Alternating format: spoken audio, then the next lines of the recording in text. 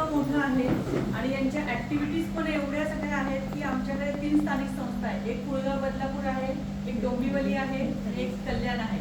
तर सगळ्यात मोठं काम जे आहे ते तुमच्या कल्याण स्थानिक संस्थेचं आहे आणि हे काम तुमच्या सगळ्यांमुळे त्यांना पॉसिबल आहे की तुम्ही सगळेजण अगदी मनापासून काम करता, मनापासून सगळ्या ऍक्टिव्हिटीज घेतात, मनापासून प्रत्येक गोष्टीमध्ये तुमचा सहभाग असतो आणि त्यांच्या खांद्याला खांदा लावून तुम्ही त्यांच्या सोबत असतात. म्हणून तुमच्यामुळे हे स्थानिक संस्थेचं काम खरं तर मोठं झालेलं आहे.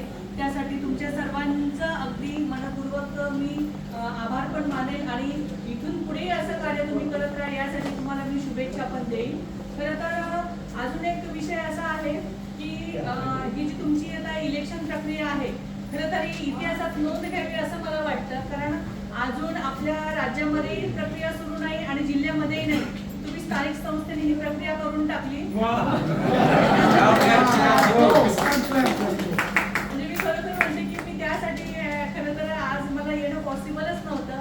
ऑफिसला पण आमच्या हेड ऑफिसचं जरा कामकाज सुरू आहे त्याच्यामुळे हेड ऑफिसचे आमचे वरिष्ठ अधिकारी ठाणे भारत स्काउट गाईडमध्ये बसलेले आहेत आणि मी इथे तुमच्या समोर बसली आहे कारण मला ही प्रक्रिया बघायची होती. कारण अजूनही आमच्या जवळजवळ 2019ला जसा GR आलाय त्यानंतर राज्य संस्थेचे इलेक्शन झालेलं नाहीये आणि जिल्हा संस्थेचं तर नाहीच नाही झालेलं.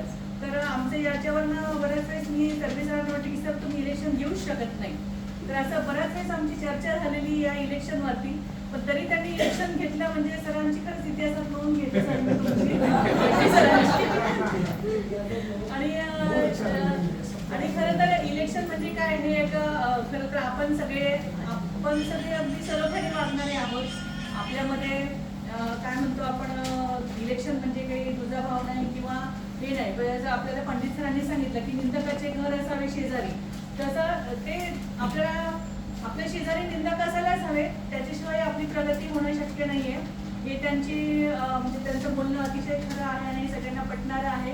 त्यामुळे आजची आपली प्रक्रिया अतिशय खेळीमेळीच्या वातावरणात पार पडलेली आहे आणि आता काय जो निकाल होईल तो आपण सगळ्यांच्या समोर बघणारच आहोत. पण पंडित सरांनी सांगितल्याप्रमाणे दोन्ही उमेदवार आज तुम्ही जिंकलेले आहात आणि दोघांचंही मी अगदी ठाणे भारत स्काउट गाईडकडनं मनपूर्वक स्वागत करते दोन्ही उमेदवारांचं आणि मी माझे 2 शब्द संपवते.